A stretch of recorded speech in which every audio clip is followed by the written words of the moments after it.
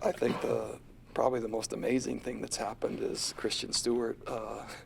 So first of all, our McCoy Hill gets hurt in our first practice, and next thing I know, we're in a staff meeting, and Coach Beck is saying, my plan is to bring Stu back. And then the compliance red flags just started going up all over, and alarms, and like a sprinkler, a fire alert or something. And so, but it's legal, and so amazing that a former player with no game eligibility would be willing and then wanted to practice. And so absolutely helped our team today. Our defense is getting a really good look as to what an active, mobile quarterback that can throw the ball looks like with experience.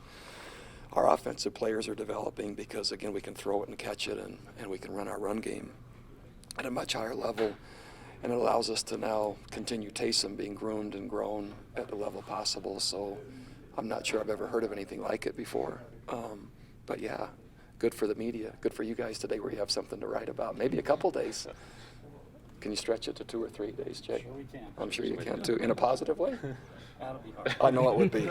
Maybe one. We'll go 1 to 2 ratio. 1 day positive for every 2. We'll start with that. So the eligibility, though, is key. Like no more celebrity quarterbacks coming back for spring. Not that I know of. So we're looking if Steve Young has any eligibility remaining. Robbie is close. Has Ty to come Ty out. Detmer, we're looking at him. Mark Wilson. Yeah, so we're investigating, but right now that's Brandon is close, and so we'll see. But right now we're just going to stay with Stu. Steve Sarkisian's busy. Well, he says he is. I haven't seen him practice, but they say he's busy. So I know he likes to do other things, maybe golf and tennis and that kind of thing besides practice. But maybe on his off day.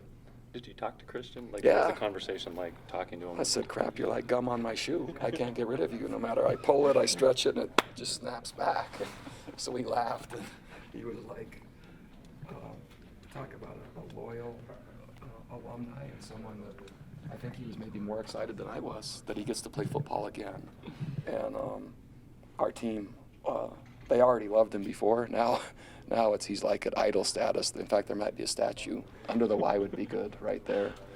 Hey, Stu, is a statue of you under the Y? Would that be okay? Oh, I'm waiting for it. Yeah. I thought I was gonna be right here. Well, you weren't getting it until coming back in this setting, but now there's a chance. So pretty cool. Replacing your football ops guy and your recruiting. So the football ops position, there's a great chance, I'm not promising, but there's a great chance that'll happen by this week. And then based on that position, that would leave at least one other position, which is the player personnel spot. And so that job has been posted. It will probably close within a week. And then there's background checks, and at BYU that's pretty lengthy. And then the interview process. So I would say 3 to 4 weeks out still on the player personnel. Football ops could be named as soon as this week.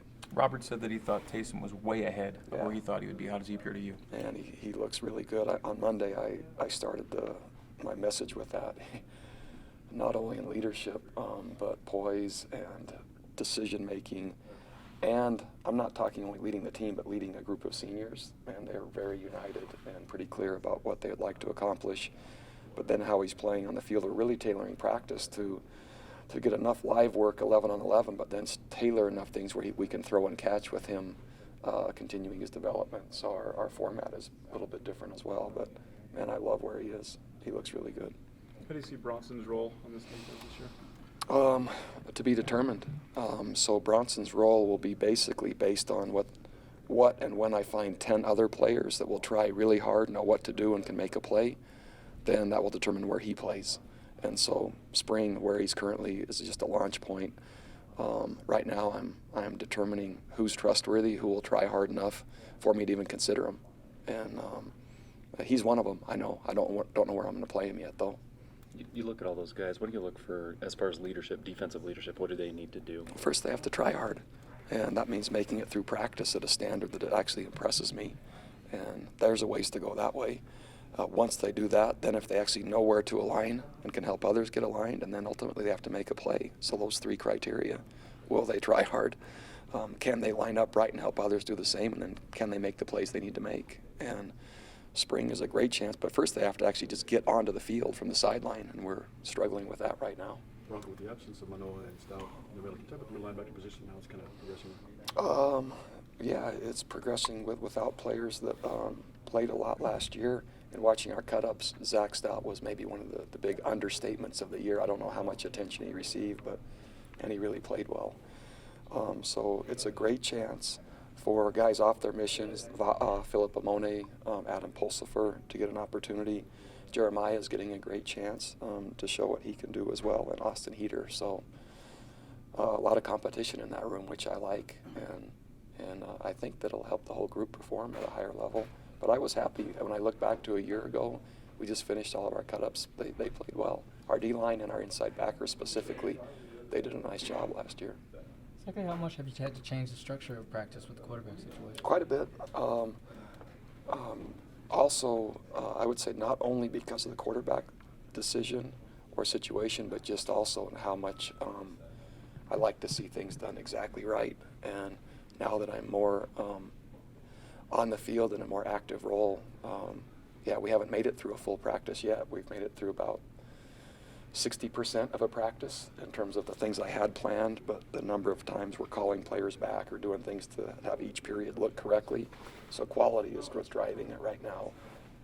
The design is secondary right now to the quality of what each period is looking like. Is there concern that that's bleeding over to the development at other positions? It was until Stu showed up, and so we actually solved that on an off day, and so it hasn't. Our defense is developing well. Our offensive skill and line and run game can develop well. So what an awesome thing that I don't know how many other quarterbacks that their eligibility was exhausted for competition would come back and want to and be as excited as Stu is. And our team today, there was a celebration when I announced it in the team room because they like him so much, but they also recognize we need him right now.